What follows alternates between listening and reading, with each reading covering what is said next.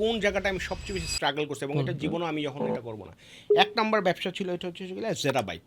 আমার জেরাবাইট গ্যাজেটস আমি যেটা বিল করি সেটা আমার ফার্স্ট ভুল ছিল, আমি অ্যাকাউন্টিংটা ঠিক মতো করি না। বিকজ আমি নিজেই ডেলিভারি করতাম, আমি নিজেই ঝাড়ু দিতাম, আমি নিজেই শাটার দিয়ে দোকান খুলতাম।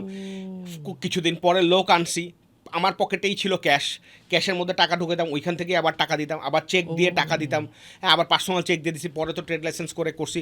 এটা যেটা হইতো সেটা হয়তো আমার খালি একটা ধারণা থাকতো যে হ্যাঁ ঠিক আছে, মাইনাসে প্লাসে এইটা মনে হয়, কিন্তু আরও যে অনেক খরচ আছে, হ্যাঁ এইটা আমার তখন কি রিয়েলাইজেশন হয় না। এতে করে যেটা হয়েছে আমার, যেটা এক সময় যেটা হয় যে আমি যে হার্ডওয়্যার ইন্ডাস্ট্রিতে কাজ করি ওখানে 1 কোটি টাকা 2 কোটি টাকা মানুষ এমনিতেই বাকি দিত, বলতো ভাই 45 দিন পর টাকা দিন। এটা একটা ট্র্যাপ ছিল যে দিন মানে নেও ভাই, সেল করো খালি।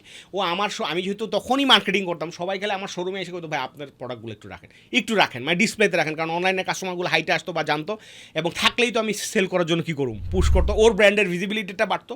ও আমার ডিউ দেখায় আপনার মনে করেন বলতো যে, তো আমিও মার্কেটিং করতাম, হ্যাঁ 20,000 টাকা 30,000 টাকা, মানুষ চিন্তাই করতো না যে 20,000 30,000 টাকা মার্কেটিং করবে ওই 2007 সাল 8 সালের দিকে। আমি 50,000 টাকা খরচ করছি, এক ক্লিকে 30,000 টাকা খরচ করছি, এরকম আছে, কিন্তু ওই ক্লিকে আবার 10 লাখ টাকা সেল হয়েছে।